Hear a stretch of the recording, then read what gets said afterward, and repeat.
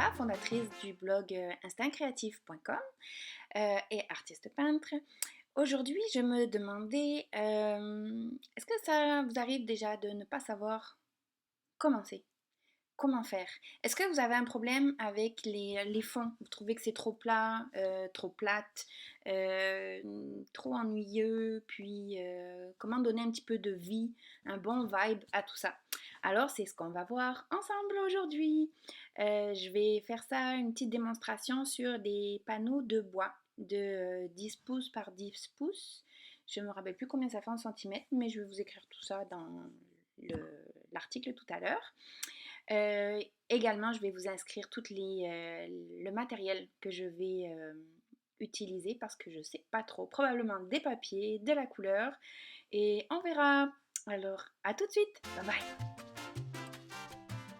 Alors, on commence avec des papiers. J'ai une grande collection de papiers que j'accumule au fil des temps. Des fois, c'est des restants de magazines, de publicités, de papier de scrapbooking que j'utilise pas pour faire du scrapbooking, mais justement pour faire des fonds.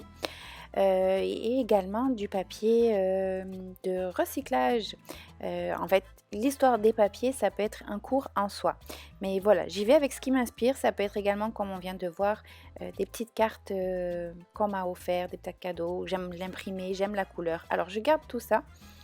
Et puis aujourd'hui, on va utiliser dans les tons de vert et de rouge. Pour les coller, on utilise du médium mat. Dans ce cas-là, j'ai utilisé du médium de la marque Liquitex que j'aime beaucoup. Ça sèche assez rapidement. Il n'y a pas d'odeur, c'est très simple. Puis comme c'est mat, du coup ça va pas, ça va tout à fait se fondre et permettre une bonne adhérence à ce qui va suivre par-dessus.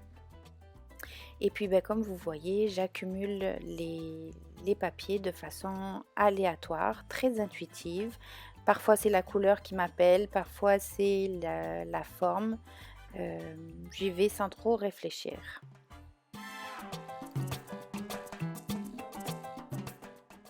Comme vous avez pu voir, j'applique le médium acrylique de différentes façons. Avec le pinceau à poils synthétique ou bien directement le verser couler direct sur le papier et également avec mes petits doigts où je m'assure que le médium va bien s'étendre partout et donner une bonne adhérence. J'utilise également en guise de spatule des cartes de magasins, de chambres d'hôtel, peu importe, vous voyez le genre de carte de crédit là. Je trouve ça très pratique parce qu'en plus, une fois qu'elle est finie, qu'elle est toute collée pleine de peinture, je peux la jeter. Mais au moins, ça lui donne une deuxième vie. Et c'est très pratique pour enlever toutes les bulles d'air. L'étape suivante, dans ce cas-là, j'ai dispersé de l'encre acrylique liquide dans les teintes de rouge. Et puis là, j'ai vaporisé également de l'eau pour étendre encore plus directement l'encre. Vous voyez au centre du panneau de bois, j'ai laissé le bois brut et je trouve ça vraiment très intéressant dans les effets parce que l'encre va venir faire ressortir le veinage du bois et c'est un des effets graphiques que j'apprécie. Donc jouer avec des contrastes de papier, de couleurs, de textures, c'est une des bases pour créer un fond très charismatique.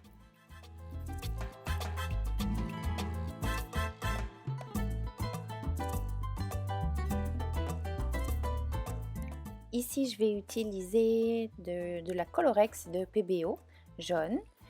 Ça fonctionne comme de l'encre de toute façon, sauf que c'est de l'aquarelle. Donc, ça se dissout très rapidement à l'eau si on y joue. Par contre, ça vient également, grâce à la transparence, donner de belles teintes. Donc, mettre en relief les papiers ou les effets qui sont en dessous.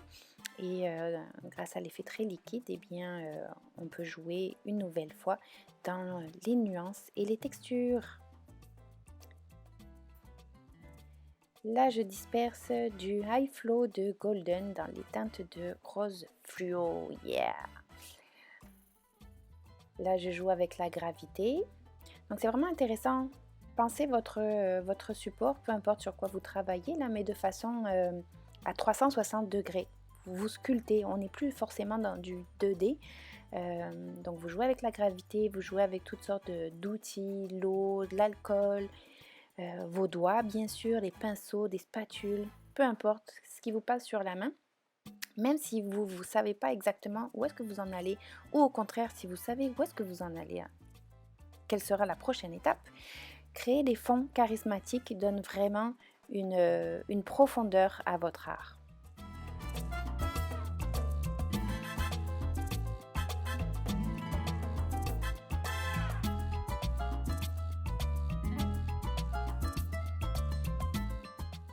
Et voici à quoi a servi le fond. Donc vous voyez que j'ai rajouté par-dessus après différentes autres textures, du médium à craqueler, de la pâte à modeler ou mortier de structure, une image bien évidemment. Donc voici mon tableau que j'ai appelé la Guapa del Tango, puisque les couleurs chaudes m'ont inspiré ce personnage.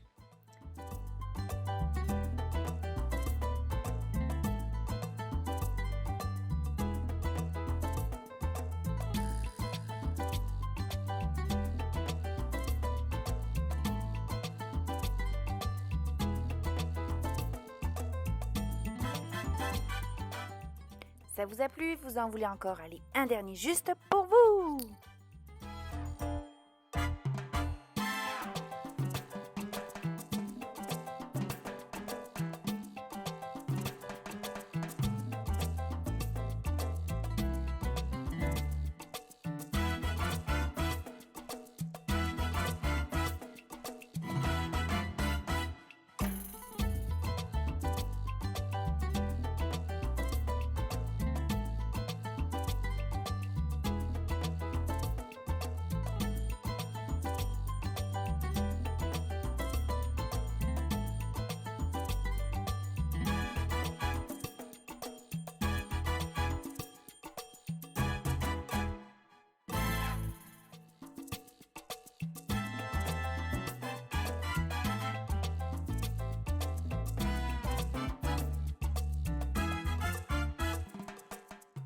Et voici qu'avec toutes ces couleurs vibrantes m'est apparue la Deusa do Sol, la déesse du soleil en portugais. Alors j'espère que tout ceci vous a vraiment inspiré. Vous ne verrez plus peut-être vos papiers de recyclage de la même façon.